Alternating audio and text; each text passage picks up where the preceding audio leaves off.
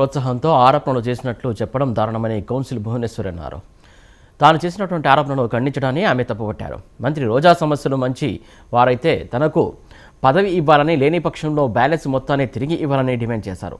40 లక్షల 13 లక్షలు పోను మిగిలిన మొత్తం చెల్లించాలని కోరారు. కొంతమంది తమ స్వార్థం కోసం తప్పుడు వ్యాఖ్యలు చేయడం మంచిది కాదని అన్నారు భువనేశ్వరి.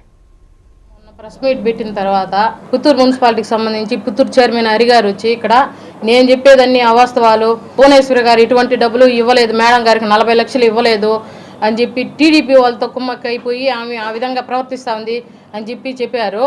మేము రాజశేఖర రెడ్డి గారు ఉన్నప్పటి నుంచి ఉన్నామన్న పార్టీలో టీడీపీ వాళ్ళతో కుమ్మక్కయి నేనైతే చెప్పలేదు.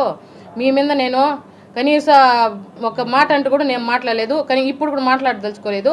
మీరు ఇచ్చింది అవాస్తవం అంటున్నారు కదా, నేను అన్నీ నిరూపించుకున్నాను, నేను సాక్ష్యాధారాలతో ఎత్తి పెట్టినాను కదా. మీరేదైనా నేను కుమ్మక్క అయినట్టు ఎవరితోనో కలిసినట్టు మీరేదైనా సాక్ష్యాధారాలు ఉంటే పెట్టి మాట్లాడండి, తర్వాత నేను దానికి సమాధానం చెప్తాను. నా దగ్గర డబ్బులు తీసుకుని వీడియో పెట్టాను, మా ఇంటికి వచ్చి డబ్బులు తీసుకొని అతను అన్న తీసుకున్నానని చెప్పింది కూడా సాక్ష్యాధారాలతో సహా రుజువులు చేసి పెట్టి మీకు చూపించాను. అదేదైనా ఉంటే నాకు చెప్పండి, నేను మాట్లాడతాను మీతో. ఇంకోటి సత్య అనే అతను, నేను వ్యాపారం నిమిత్తం ఆమె దగ్గర డబ్బులు తీసుకున్నాను, నేనైతే పదవి కోసం ఇయ్యలేదు అనేసి అని అన్నాడు. మీ సమక్షంలోనే నేను అతను చెప్పించినాను, మీ మీడియా సమక్షంలోనే అతను కాల్ రికార్డు ఉందన్న, ఆ సాక్ష్యం కూడా మీకు నేను ఇస్తాను.